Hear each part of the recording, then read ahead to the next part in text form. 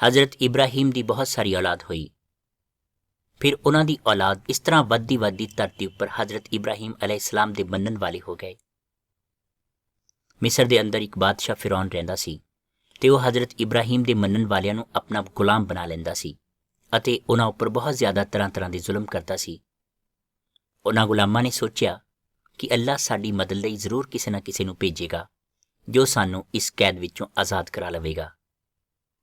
ਤਾਂ ਅੱਲਾਹ ਨੇ ਹਜ਼ਰਤ ਮੂਸਾ ਅਲੈਹਿਸਲਾਮ ਨੂੰ ਇਹ ਸੰਦੇਸ਼ ਦੇ ਕੇ ਭੇਜਿਆ ਫਿਰੌਨ ਲਈ ਕਿ ਤੂੰ ਇਹਨਾਂ ਗੁਲਾਮਾਂ ਨੂੰ ਜੋ ਅੱਲਾਹ ਦੇ ਮੰਨਣ ਵਾਲੇ ਹਨ ਉਹਨਾਂ ਨੂੰ ਆਜ਼ਾਦ ਕਰਕੇ ਯਾਨੀ ਛੱਡ ਦਵੇਂ। ਤਾਂ ਫਿਰੌਨ ਨੇ ਕਿਹਾ ਕਿ ਅੱਲਾਹ ਕੌਣ ਹੈ? ਤੁਸੀਂ ਬਾਰ-ਬਾਰ ਮੈਨੂੰ ਉਸ ਦਾ ਨਾਂ ਕਿਉਂ ਸੁਣਾ ਰਹੇ ਹੋ? ਕਿਉਂਕਿ ਮੈਨੂੰ ਬਾਰ-ਬਾਰ ਉਸ ਦਾ ਨਾਂ ਸੁਣਾਈ ਦਿੰਦਾ ਹੈ ਤੇ ਮੈਨੂੰ ਉਸ ਦੀ ਪਰਵਾਹ ਨਹੀਂ ਹੈ। ਅਤੇ ਦੂਸਰਾ ਸੰਦੇਸ਼ ਸੁਣਾਇਆ ਕਿ ਜੇਕਰ ਤੁਸੀਂ ਇਹਨਾਂ ਨੂੰ ਗੁਲਾਮੀ ਤੋਂ ਆਜ਼ਾਦ ਨਹੀਂ ਕਰੋਗੇ ਤਾਂ ਅੱਲਾਹ ਇਸ ਧਰਤੀ ਉੱਪਰ ਯਾਨੀ ਮਿਸਰ ਦੀ ਧਰਤੀ ਉੱਪਰ ਦੁਖਦਾਇਕ ਭਾਵ ਦੁੱਖ ਦੇਣ ਵਾਲਾ ਅਜ਼ਾਬ ਫੈਲਾ ਦੇਵੇਗਾ। ਫਿਰੌਨ ਨੇ ਹਜ਼ਰਤ ਮੂਸਾ ਦੀਆਂ ਇਹਨਾਂ ਗੱਲਾਂ ਦੀ ਕੋਈ ਪਰਵਾਹ ਨਾ ਕੀਤੀ ਤੇ ਅੱਲਾਹ ਨੇ ਅਜ਼ਾਬ ਫੈਲਾਉਣਾ ਸ਼ੁਰੂ ਕਰ ਦਿੱਤਾ। ਸਭ ਤੋਂ ਪਹਿਲਾ ਅਜ਼ਾਬ ਇਹ ਆਇਆ ਕਿ ਸਾਰੇ ਦਰਿਆ ਖੂਨ ਨਾਲ ਲਾਲ ਹੋ ਗਏ ਅਤੇ ਪੂਰੀ ਧਰਤੀ ਉੱਪਰ ਡੱਡੂ ਹੀ ਡੱਡੂ ਹੋ ਗਏ ਤੇ ਅਸਮਾਨ ਵਿੱਚ ਕੀੜੇ ਪਤੰਗੇ ਉੱਡਣ ਲੱਗ ਪਏ ਅਤੇ ਬਰਫ਼ ਦੇ ਗੋਲੇ ਬਰਸਣ ਲੱਗ ਪਏ ਅਤੇ ਸਾਰੀ ਧਰਤੀ ਕਾਲੀ ਹੋ ਗਈ, ਹਨੇਰਾ ਛਾ ਗਿਆ। ਇਸ ਗੱਲ ਦਾ ਵੀ ਫਿਰੌਨ ਤੇ ਕੋਈ ਅਸਰ ਨਹੀਂ ਹੋਇਆ। ਤਾਂ ਅੱਲਾਹ ਨੇ ਅਗਲਾ ਸੰਦੇਸ਼ ਹਜ਼ਰਤ ਮੂਸਾ ਰਾਹੀਂ ਭੇਜਿਆ ਕਿ ਫਿਰੌਨ ਨੂੰ ਦੱਸ ਕਿ ਹਜ਼ਰਤ ਇਬਰਾਹੀਮ ਦੇ ਮੰਨਣ ਵਾਲਿਆਂ ਨੂੰ ਆਜ਼ਾਦ ਕਰ ਦੇਵੇ, ਨਹੀਂ ਤਾਂ ਅੱਲਾਹ ਬਹੁਤ ਸਖਤ ਸਜ਼ਾ ਦੇਵੇਗਾ।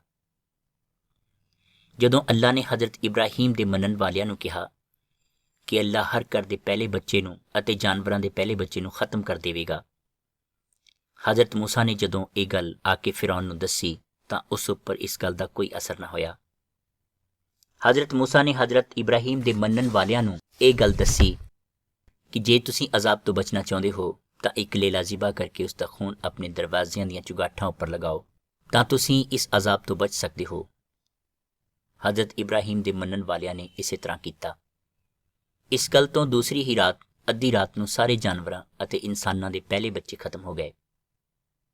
ਜਿਨ੍ਹਾਂ ਲੋਕਾਂ ਦੇ ਦਰਵਾਜ਼ਿਆਂ ਦੀਆਂ ਚੁਗਾਠਾਂ ਉੱਪਰ ਕੁਰਬਾਨੀ ਵਾਲਾ ਖੂਨ ਲੱਗਿਆ ਹੋਇਆ ਸੀ ਉਹਨਾਂ ਦੇ ਪਹਿਲੇ ਬੱਚੇ ਬਚ ਗਏ ਅਤੇ ਸਾਰੇ ਦੇਸ਼ ਵਿੱਚ ਰੋਣਾ ਫੈਲ ਗਿਆ ਅਤੇ ਫਿਰੌਨ ਨੇ ਗੁਲਾਮਾਂ ਨੂੰ ਆਜ਼ਾਦ ਕਰ ਦਿੱਤਾ। ਜਦੋਂ ਹਜ਼ਰਤ ਮੂਸਾ ਤੇ ਇਬਰਾਹੀਮ ਦੇ ਮੰਨਣ ਵਾਲੇ ਫਿਰੌਨ ਦੀ ਕੈਦ ਵਿੱਚੋਂ ਰਿਹਾ ਹੋਏ ਤਾਂ ਫਿਰੌਨ ਨੇ ਆਪਣੀ ਫੌਜ ਉਹਨਾਂ ਦੇ ਪਿੱਛੇ ਲਗਾ ਦਿੱਤੀ।